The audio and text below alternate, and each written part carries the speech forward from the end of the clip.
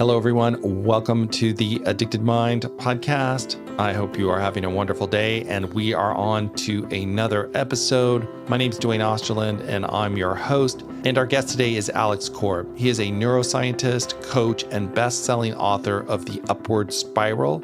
He has a PhD in neuroscience and is an adjunct assistant professor at UCLA. And he is also the founder of the Upward Spiral Method, where he helps purpose-driven entrepreneurs and professionals conquer unnecessary overthinking, stress, and self-doubt. He has a wealth of experience in yoga, mindfulness, physical fitness, and even stand-up comedy, which we didn't get too much into on this episode, but maybe we should have. But what we're going to talk about is about the neuroscience of addiction and habit change. So the reason I wanted Dr. Alex Korb to come on and talk about his book is I had heard him on another podcast and the story behind why he wrote the book, but you'll get that in the episode as you listen to it, which is really, really powerful, and how he really wanted to create something that could help people who were struggling with depression move upwards towards health and feeling better, and how they could do that in small ways and be able to apply the neuroscience to making positive change in their life. So I think it's a great conversation. I think you'll get a lot out of it. I know I did. And once again, if you're getting a lot out of the Addicted Mind podcast, please rate and review us in iTunes or wherever you get your podcasts. That'd be great. I do read them. They mean a lot to me. So thank you everyone who has done that. I really appreciate it. And you can also now check us out on Instagram at the Addicted Mind podcast. So click on that. And if you want to continue the conversation online, join our Facebook group. Just go to Facebook, type in the Addicted Mind podcast and click join. All right, everyone, stay tuned for this episode. All right, welcome to the Addicted Mind podcast. My guest today is Alex Korb, and he is author of what I think is an awesome book, The Upward Spiral, Using Neuroscience to Reverse the Course of Depression, One Small Change at a Time. And Alex, before we started, we were just talking about, why I wanted you on the podcast. And the reason I wanted you here is because I had heard you on another podcast, and your story was really profound of why you wrote this book. And then not only that, the information in the book based on neuroscience is so powerful. So Alex, let's just jump in and tell me a little bit about you, and we'll get into what motivated you to write this book and the story behind it and go from there. Yeah. Well, it's great to be here and to reach out to your audience. So I'm a neuroscientist. I've studied the brain now for like over 20 years. And originally it was just because the brain was cool. And everything right. I learned cool. about, right. I majored in neuroscience mainly because I took a neuroscience class. Oh, this is fascinating. And the guy across the hall from me was majoring in neuroscience, and he convinced me to major in neuroscience. I was oh, this is just really interesting stuff, and it's cool. I mean, I do think at some deeper level, as with most people who are motivated to understand the brain and mental health, we're just trying to figure out what's wrong with yourself. Right. Yeah. I mean, I totally relate to that because that's one of the reasons I'm a therapist. Right. Oh, yeah. Right. But so I do think there's some level of why, do I feel really motivated and focused sometimes, and other times feel like everything is pointless and meaningless and you have no energy. And a lot of that could be explained by what's happening in the brain. Right. But for the most part, it was just this really cool puzzle that I wanted to figure out. And I ended up working at the UCLA Brain Mapping Center doing fMRI research. And that was great. And then at the same time, about a year after I graduated college, I started coaching the UCLA women's ultimate frisbee team. Oh, wow. Little right turn there in the story that maybe people weren't expecting, but it was just a super fun thing that I was doing. I played ultimate frisbee in college, and it was just this awesome experience, and it's one of the most fun experiences of my life. So you're doing fMRIs during the day, and then playing Right. ultimate frisbee on the other side of that. I mean, that's a great combination. Yeah, no, I agree. And I mean, I still coaching it to this day. We actually just competed in the national championships last week. Wow. So it's still going strong. But while it was just like, it's been this amazing experience, this part, unfortunately, isn't a happy story. Right. Because back in the first year I started coaching, there was this one girl, Mandy, who was just an amazing athlete, but she was kind of an enigma to me because she would just come up to me sometimes and be like, "Oh, I'm sick. Is it okay if I just sit out the rest of practice?" And I was like, "But you were just sprinting around fast all over the place and had no problem." Like, and now's the fun part where we scrimmage. Like, you're going to skip out on that. Like, it was strange, or she would just miss practice sometimes. And I couldn't really figure it out. And it wasn't until several months later that she revealed that she was suffering from a deeper illness of depression. And it was just too, hard or complicated for her to just explain that like she just couldn't have the energy or the motivation to even come to practice sometimes. Yeah. And I think that can be hard for people to understand what depression looks like if you haven't struggled with depression. Yeah. And it actually really fundamentally changed my perception of what depression is and looks like. Because I think like most people have this belief that like, well, yeah, you get depressed when bad things happen to you, or you just have a depressing life. But she was smart and talented and friendly and had a great sense of humor. Although, maybe I just say that because she laughed at all of my stupid jokes. But, she was good at making other people laugh as well. And she had lots of friends, and, she was at UCLA. But she had this major depression, had been depressed for a long time. And I encouraged her to like, well, you should keep trying to come to practice. She saw how valuable the being part of the team was, both for the connection and just the physical activity, but also just like for something to do, to like get her out of her room and out of her own head. And she recognized that this was important and really committed to doing it, and really helped her. But unfortunately, it wasn't quite enough. And even though she was getting the best treatment, she was seeing a psychologist and she was on medication and had a lot of treatment. At the following year, in the fall of her sophomore year, she ended up taking her own life. And that's so sad. Yeah, it was tragic and heartbreaking.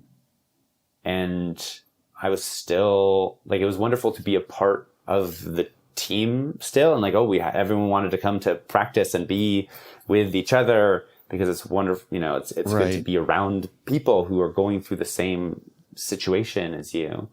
But like during the day, I was at my regular job at the brain mapping center doing research, and it made me question like, well, what, like, I'm just sort of like playing around with this because it's some fun puzzle, but like, what's the meaning of it? What's like the deeper purpose? And I realized like, oh, I could actually use this opportunity to try and understand what's happening in the brain in depression on a deeper level and be able to better help people like her.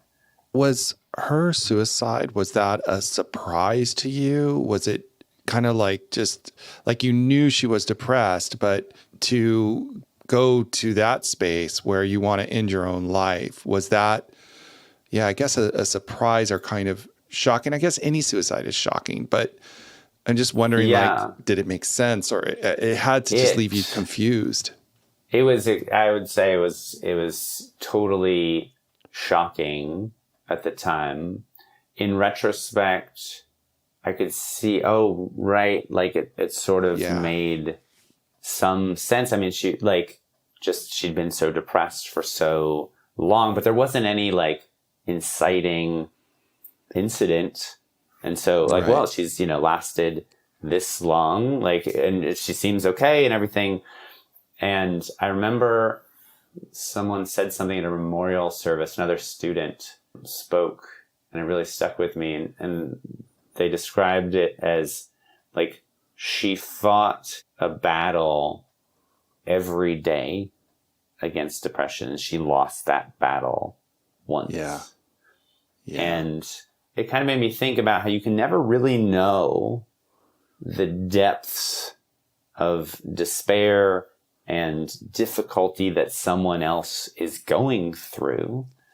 And she knew how difficult it was for her, but like, because she cared so much about her friends and other people, like, she didn't want to burden them with it. Yeah.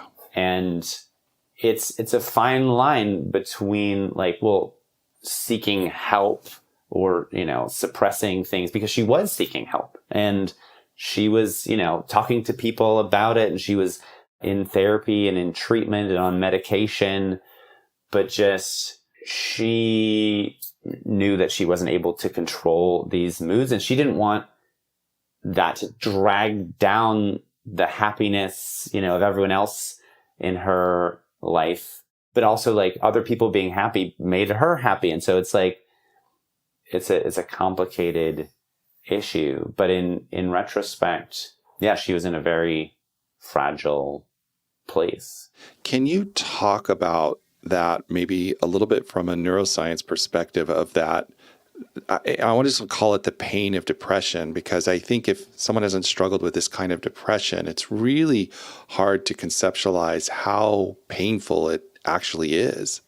Right. Yeah. It's from the outside, it's very difficult to understand, because you're like, what's the problem? Like, you have all these friends and you're smart and talented and you have parents that care about you and you have your whole life ahead of you and you're getting a degree, from UCLA.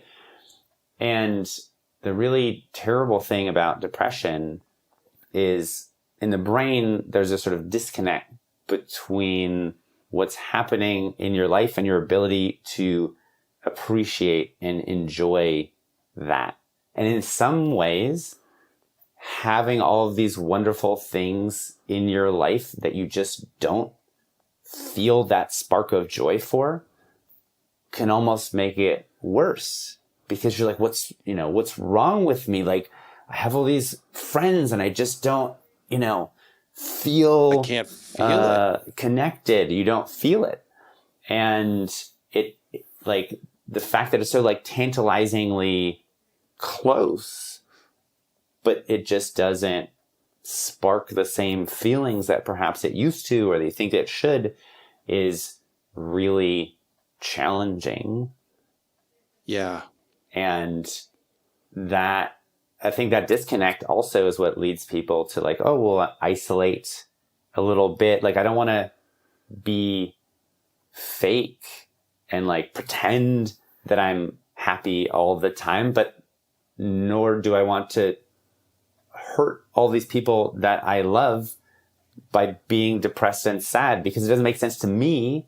And so, okay, I can at least, try and deal with it, but I don't want to drag them down with me. So there's also this caring part where you're caring at the same time. You can recognize it kind of on a cognitive level, but maybe for someone who hasn't, struggled with depression, these kind of rewarding feelings are just kind of part of life. They're so natural. We're just getting them. We're going out to the practice and we kind of feel that exhilaration that, oh, it's so fun to be here. But for someone who's depressed, they just don't get that. So they go to the practice and then they're not feeling anything. Is that accurate, what I'm saying? Yeah.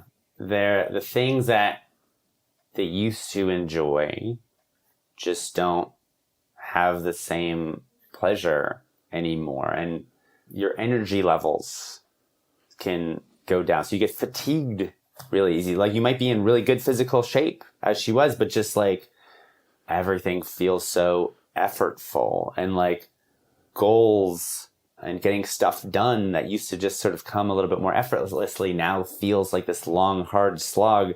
And it's this long, hard slog that also feels pointless and meaningless. But, you just sort of keep going out of resilience, not wanting to give in to that. But it's really hard to see from the outside and also to understand if you haven't experienced it, because we all have these sort of periods where we, skirt the edge of depression, where you start to go into a downward spiral where things, feel pointless and meaningless, after a breakup or after you lose your job. And we learn coping skills with that. Oh, we tell ourselves, oh, okay, it's just temporary, it'll get better. Or we say, okay, well, I'll just ignore it for a few days and it'll just, make sure I exercise and get good sleep. And most of us are lucky enough that our brains allow us to escape that downward spiral. And one of the challenging things is then, we try and give advice to other people. Oh, what really helped me is just think positively. Or like, oh, what really helped me is like, just go for a run. And like, those are useful tools, but it's like a basketball player who's like 6'8" and can easily dunk, just telling to, people who are, my height or, normal size people. Dunk, it's easy. You just run and then you jump and you dunk the basketball. Like, I don't understand, like, what's wrong. Yeah. And it's sort of almost hurtful the way, because, often if you're depressed, like, that's the way your brain used to work too. And you're like, yeah, I used to be able to do that. I don't understand it. And people can feel very broken and disconnected. And that's one of the reasons why I wanted to get a PhD in neuroscience, to try and understand like what's actually happening in the brain in depression, so that we can fix it or change it or help people realize like, no, it's not something like, it's not some moral failing that you're just not trying hard enough.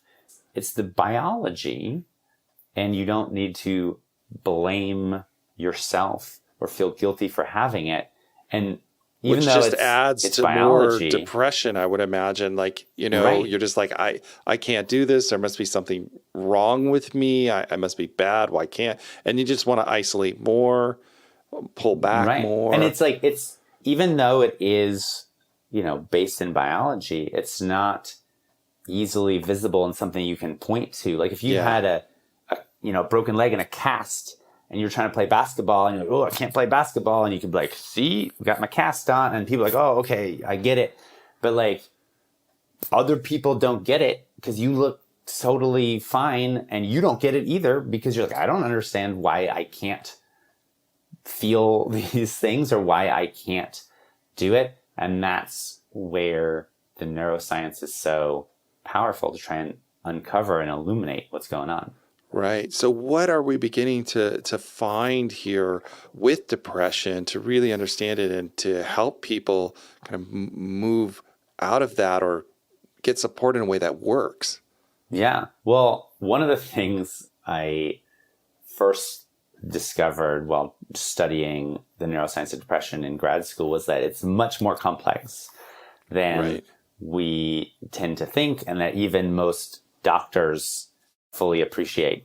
Most people are like, oh yeah, it's something going on with your brain. Okay, so just, take this pill and rebalance your brain. And like, that's such a extremely simplistic story that is often unhelpful.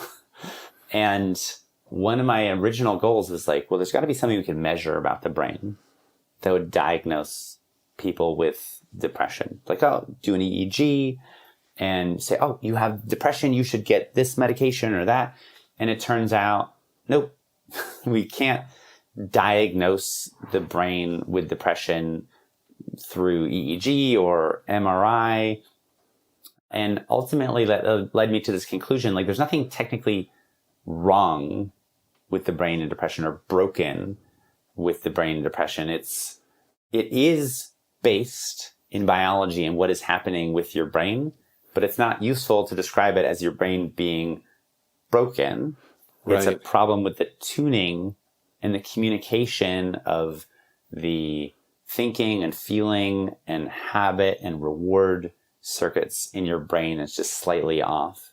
And I like to describe this like if you have a circuit like a microphone and connected to a speaker, and the volume is turned up a little too high on the speaker, or the microphone is a little too sensitive, or you just shout too loudly in it, or it's oriented in a particular way, that can lead to this screeching feedback that is a clear and obvious objective problem. You're like, this is not how it's supposed to work. Right. And yet it's not broken.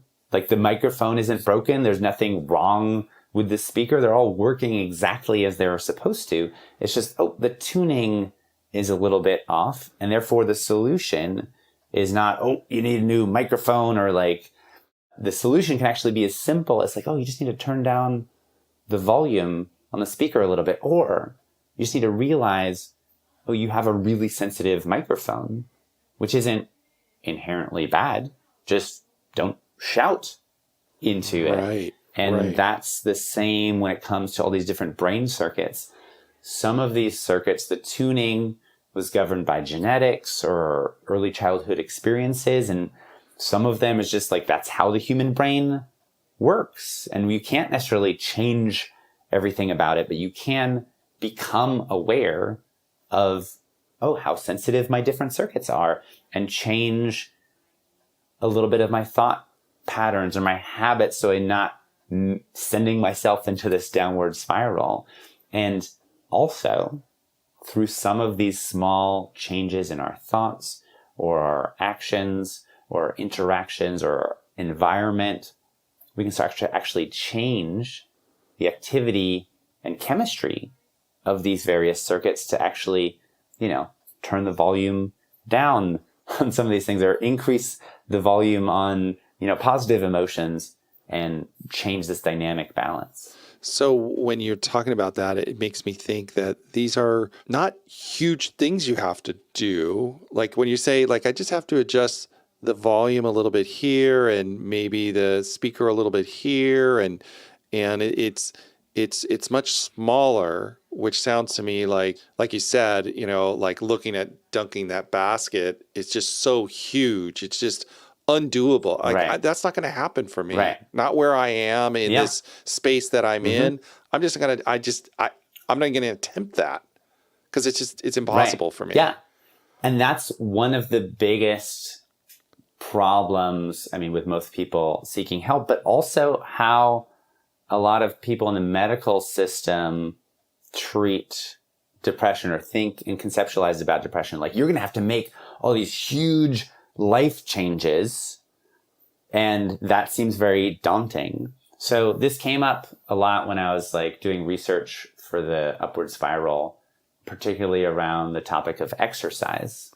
Right. So exercise, or just physical activity and moving your body, it's a really powerful way to enhance neuroplasticity so your brain can be rewired, and to reduce the stress hormone cortisol, and to change the serotonin system and the dopamine system.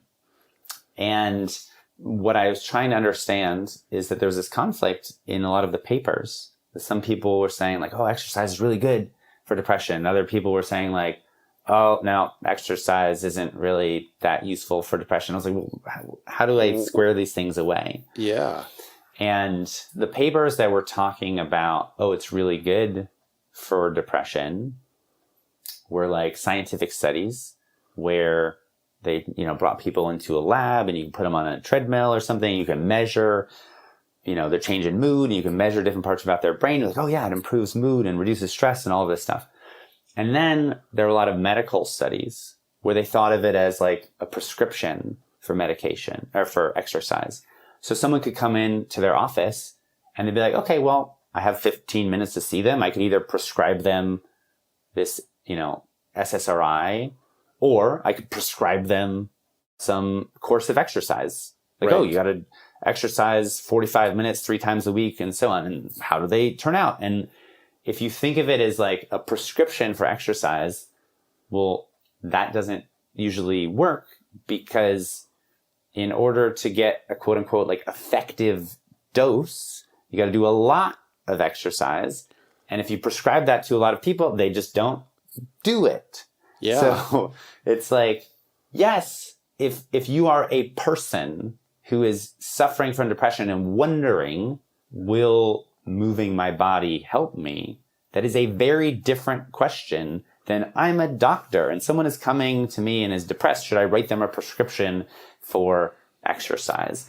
And so that's why I really think it's crucial for people to understand their brains, because a lot of like the constraints that a doctor has are very different than what you personally are going through. Yeah, that makes a lot of sense. And so there were some studies that showed like, yeah, exercise works, but only if you do it for, 3 times or 5 times a week for a moderate intensity of 45 minutes. And for a lot of people, it's like, oh, well, I'm never going to be able to do that, so I'm not going to do anything. Yeah. And I like to say, well, going for a walk around the block, like once a day or a couple times a week, that's not going to solve or eliminate your depression. But it's a heck of a lot better than just sitting on the couch the whole time telling yourself, well, that's pointless. That's not going to solve everything.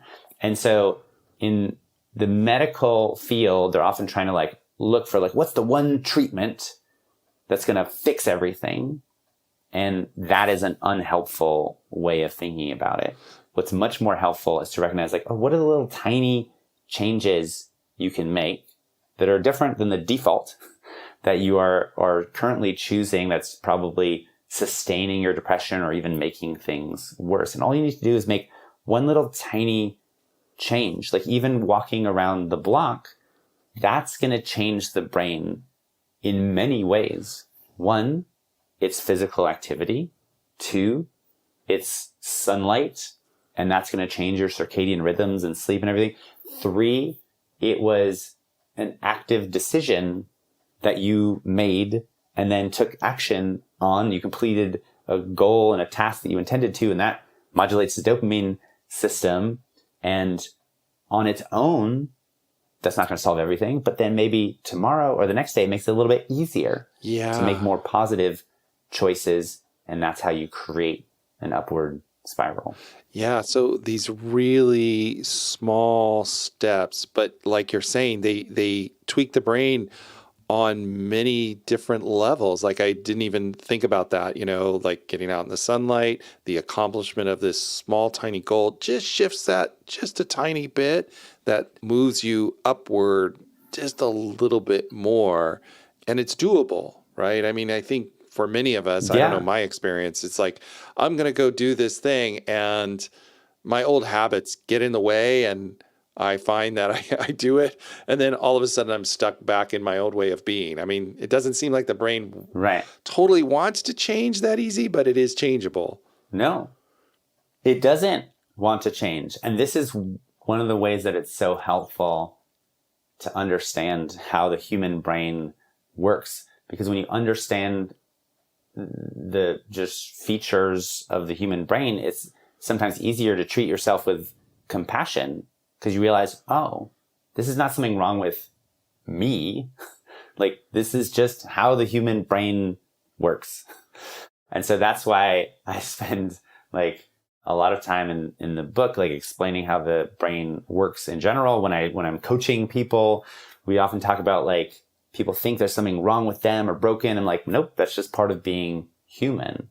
So one of the deepest parts of the brain, the dorsal striatum, it's very close to the brainstem. It evolved 200 million years ago. Like the dinosaurs, that's how they were getting around and doing things. And it evolved based on the principle of, well, the world is complicated. How do you know what to do?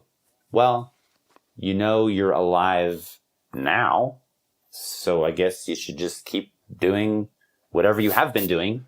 And that, the evolutionary pressure to survive and reproduce, like that created that brain region, and it gets you pretty far in the world.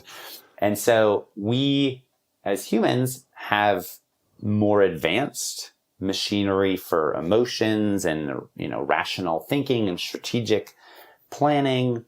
And those are great tools of the brain as well, but they coexist with these deeper regions that are much older processors and often function much more quickly than our, sort of rational, thoughtful decision making. And so our brain, that part of our brain resists change. Yeah. Particularly big changes, because we're like, oh, I need to make this big, huge change. And that big, huge change is different from what you've been doing before. And then that increases stress. And that increased stress actually activates your old habits, which pull you back.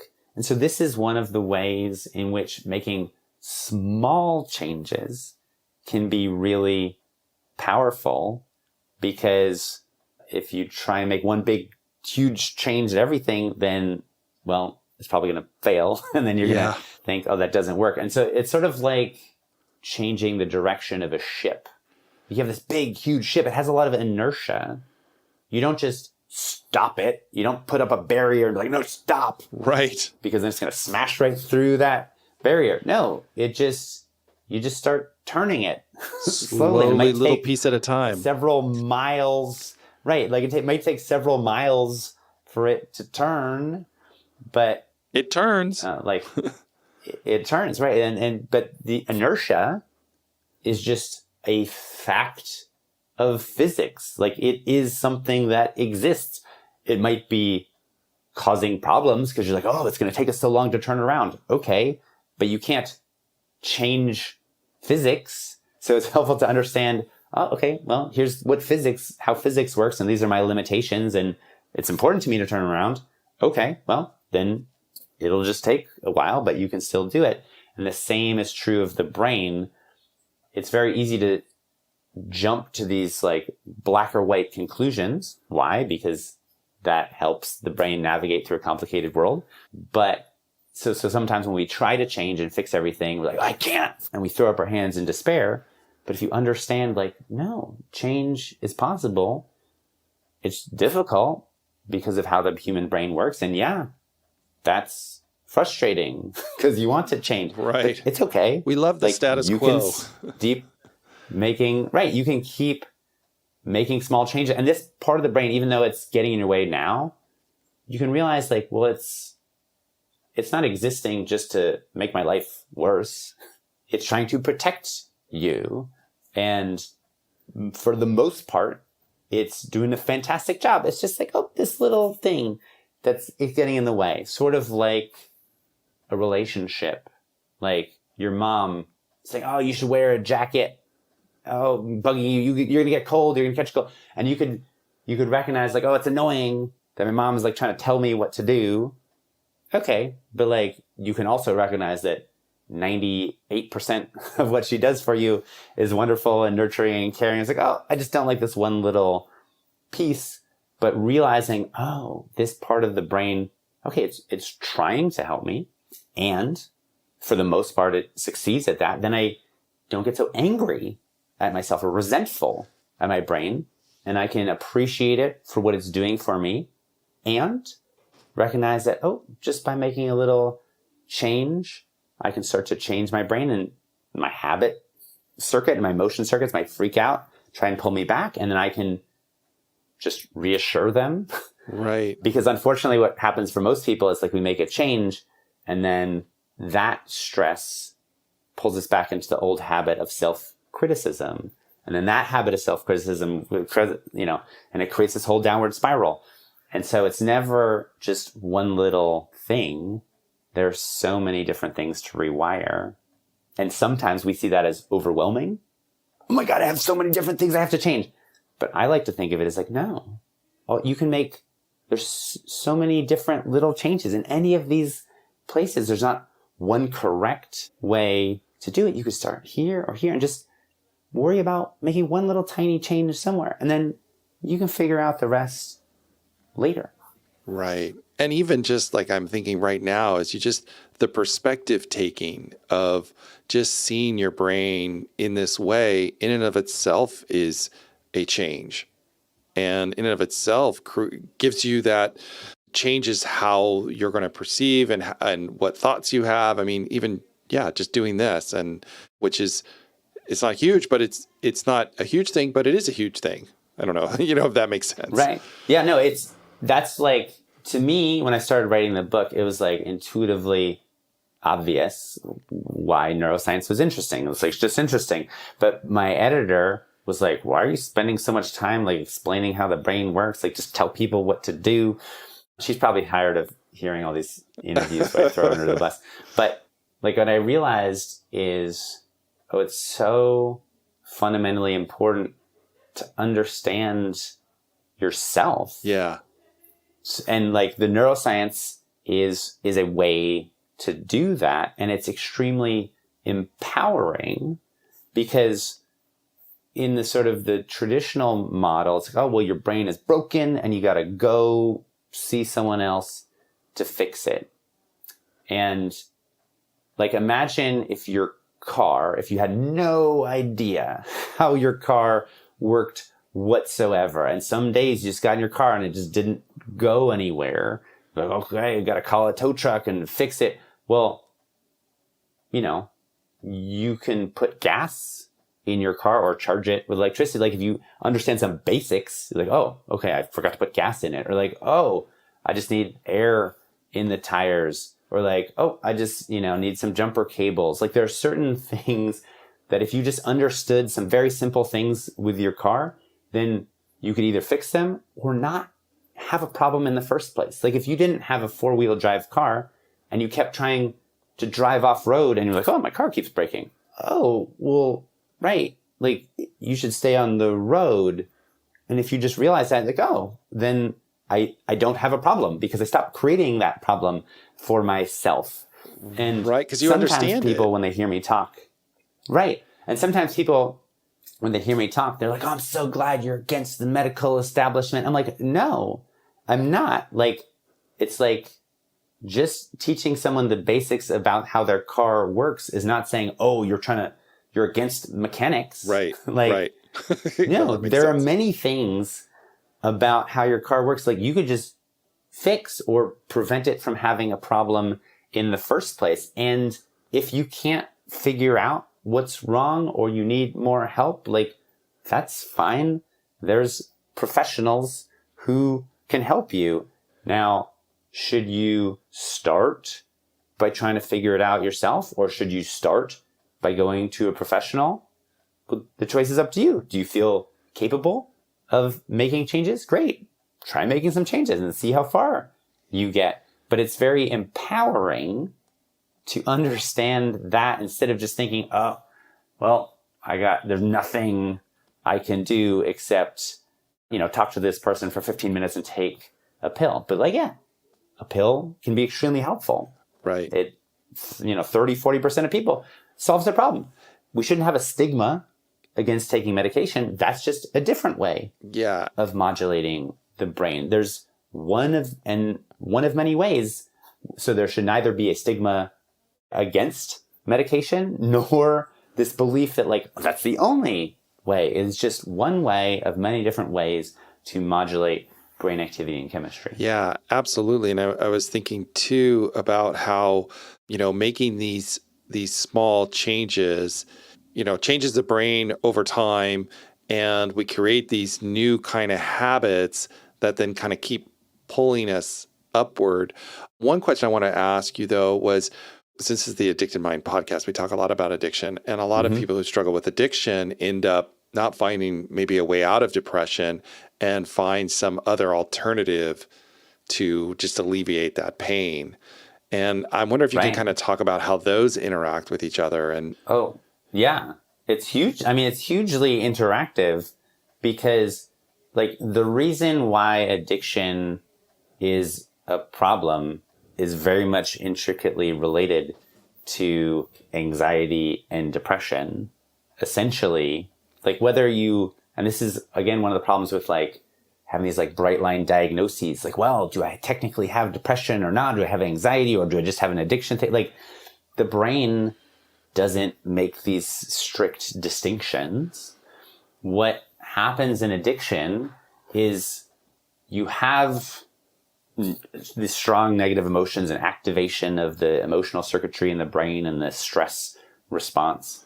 And through accident or intention, you've figured out, oh, this particular substance helps me not feel those negative emotions. And that's where the problem comes is because these things do work. Right.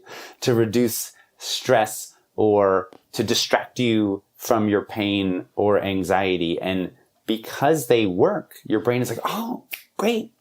That's the simplest answer. Because there's another part of the brain.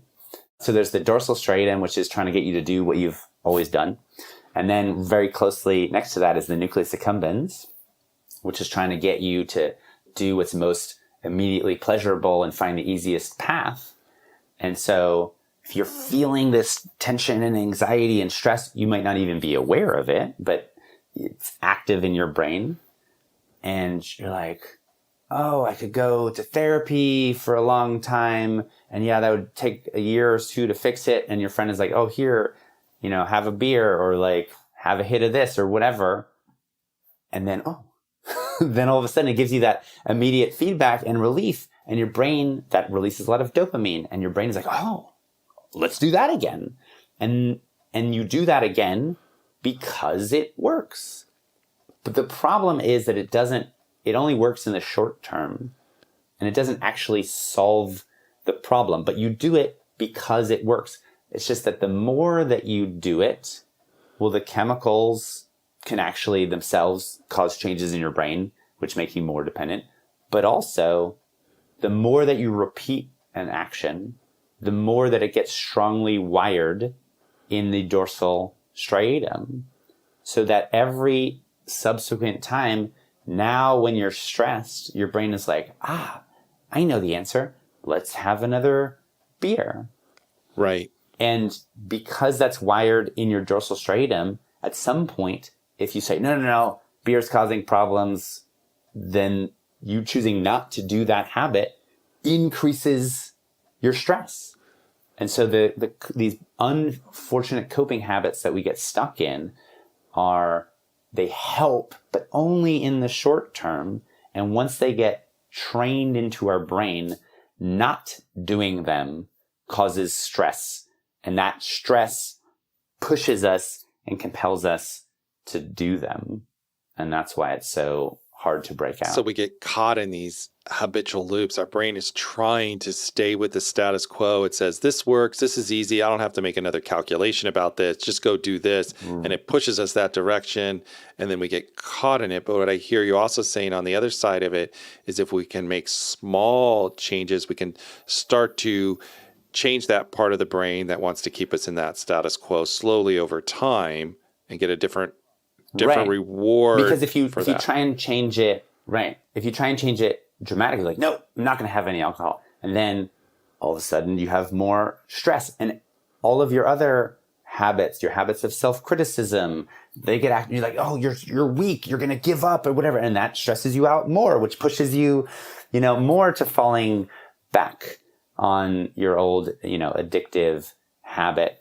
But if you can have compassion for yourself and train that as a habit and say, oh, I know it's okay. It's difficult. I know you really want to fall back and it's okay that you want, because sometimes we get mad at ourselves or criticize ourselves for having feelings. Yeah.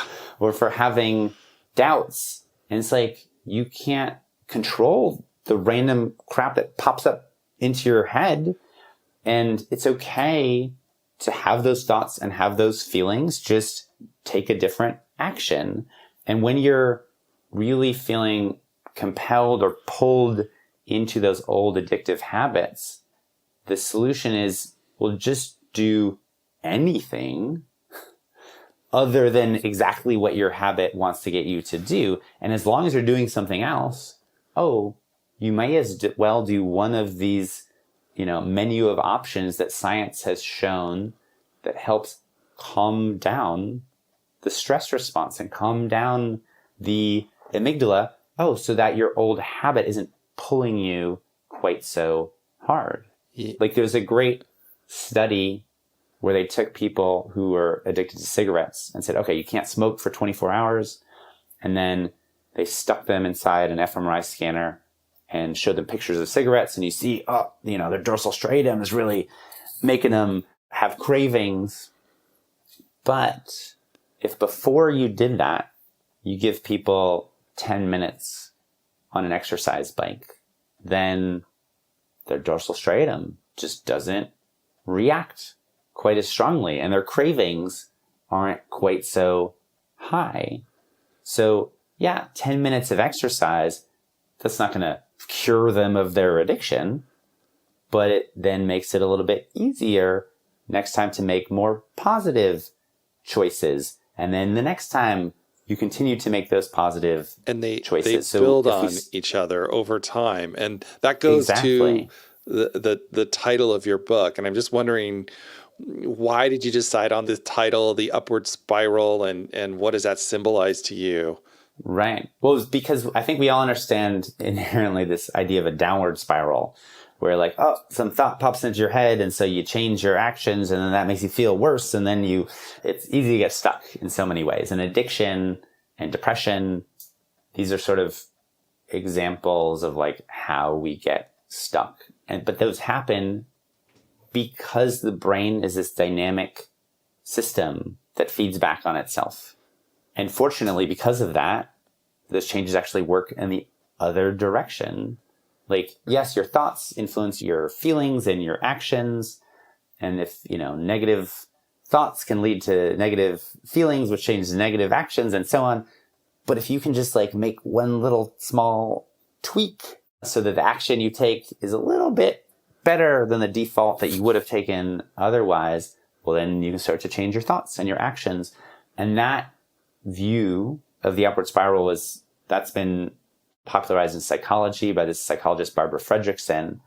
And I just realized like, but that's like, as a neuroscientist, I like to think of it in terms of the brain and not just like thoughts and feelings and actions. What you are doing when you make these small positive changes is that you are changing the activity and chemistry of these key brain circuits and how they're communicating. And those small brain changes make it easier to make further positive life changes. And so that felt to me really powerful. This idea, like, you don't need to figure out all of your problems all at once. You just need to make one little tiny change, and then that'll make the next change easier and the next. And that creates an upward spiral. Yeah, I love it. I love the analogy. I just think of like, getting to a mountaintop and trying to go straight up the mountain is just, you're gonna collapse. But if you have a spiraled loop, like you see roads, they spiral up the mountain. It takes longer to get to the top, but you do get to the top and you make it up there. The way that I like to think of it, it's really, and in my coaching, I really focus on, it comes down to two things: what's important to you and what your limitations are, what you can control. And it might be really important to you to get to the top of the mountain, just like someone who's depressed. Like, I want to not be depressed anymore. Okay, great. No one is telling you that you have to take an indirect road or a hard road. Feel free to take the shortest, quickest road to get there. So, okay, I'll just go straight up the mountain. Oh, but I can't do that. My car doesn't drive straight up the mountain. Oh, okay. So you can't do that? It might be important. Well, you can drive a more circuitous route to get there. And then you're like, but that's longer. Okay, well, can you do it another way? If so, do it. And if not, then the only useful path forward is acceptance and redirect your energy towards something you actually can do. Not to torture yourself, to just make it harder and more difficult than necessary, but like, that's the only path forward. And one of the things when it comes to addiction is the path out often requires the realization of like, okay, well, there's this, when I'm feeling stressed, the seemingly easiest thing to do is just fall back on my addiction, right? That's the fastest way to feel better quickly. The question is, why wouldn't you do that? Is that getting in the way of something that's actually really important to you, like your family or your job or having an impact on the world or just being the kind of person you want to be, like what is that mountaintop that you're trying to get to? And once you have the realization like, oh, it feels like this is the easy path by falling back on this drug or this alcohol or whatever. Oh, but it's not actually, because that's just keeping me stuck in the same place. And the only way to get where I'm actually trying to go is by doing what feels like the hard path. But I can reassure myself like, oh, but it's actually the only way to get where I'm trying to go. So it doesn't actually matter that other way is easier. It's irrelevant because it's not taking me to the important destination. Yeah, totally. Wow, I think we could continue to keep going and talking, and there's so much more.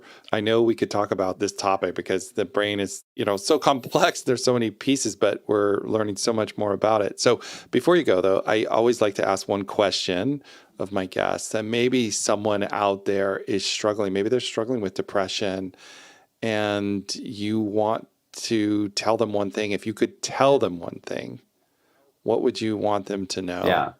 Just that it's okay to struggle. A lot of times when we're very goal-oriented, we're like, the fact that we are struggling makes us think there's something wrong with us. And it's like, it's okay to struggle. And you don't need to figure it out all at once.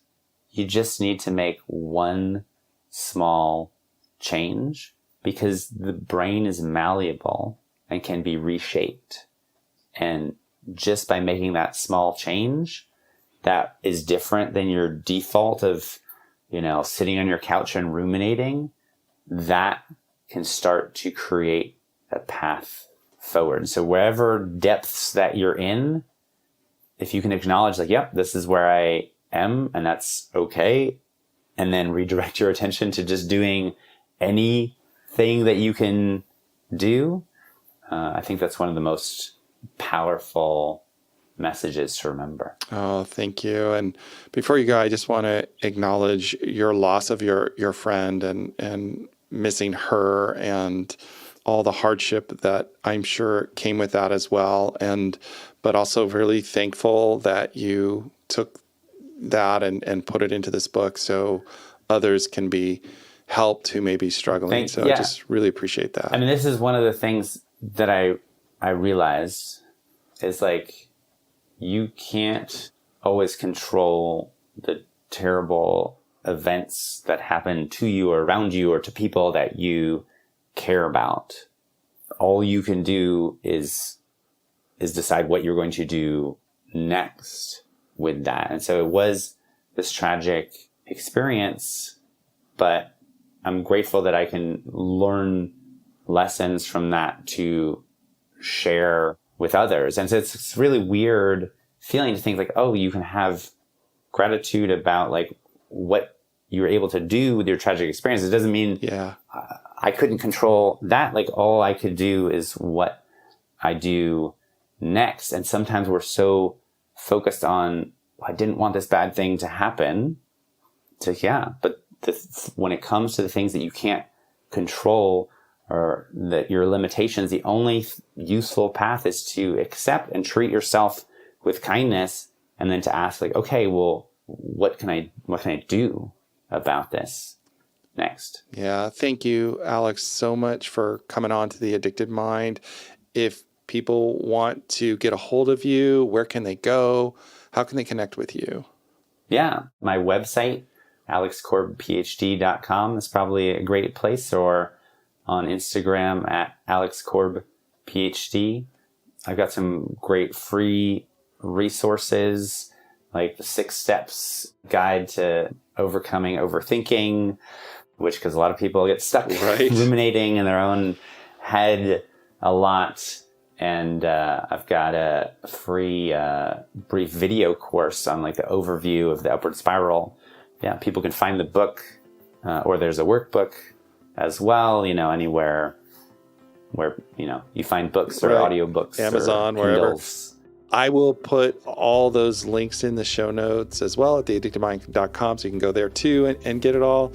Alex, I just thank you for your time coming on. I know we went a lot longer than we planned, but it was such a good conversation. I wanted to keep talking to you, so thank you. I talk a lot as well. But yeah, thank you so much for having me on. All right, everyone. Thank you for listening to the Addicted Mind podcast. As usual, all the show notes will be at theaddictedmind.com, so go and check that out.